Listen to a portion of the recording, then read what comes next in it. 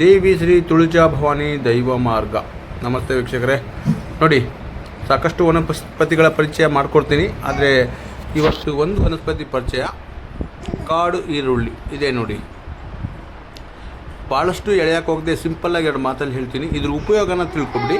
ಇದು ಹಲವಾರು ಉಪಯೋಗಕ್ಕೆ ಬರ್ತಕ್ಕಂಥದ್ದು. ಅದರಲ್ಲಿ ಒಂದೆರಡು ಉಪಯೋಗನ ನನಗೆ ಹೇಳ್ತೀನಿ. ಮೊದಲನೇದಾಗಿ, ನಮ್ಮ ದೇಹದ ಕುತ್ತಿಗೆ ಭಾಗದಲ್ಲಿ ನರುಳ್ಳಿ ಇರ್ತಾವಲ್ಲ, ಅದನ್ನು ಇದ್ರ ಪೇಸ್ಟನ್ನು ಮಾಡಿ ಹಚ್ಚೋದ್ರಿಂದ ಖಂಡಿತವಾಗೂ ರಿಮೂವ್ ಆಗುತ್ತೆ.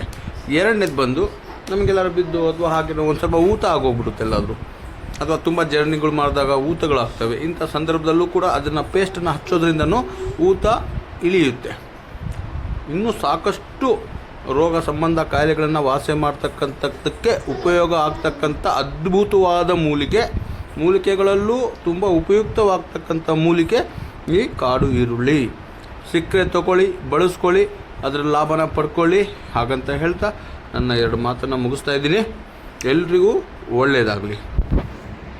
ಶುಭ ದಿನ.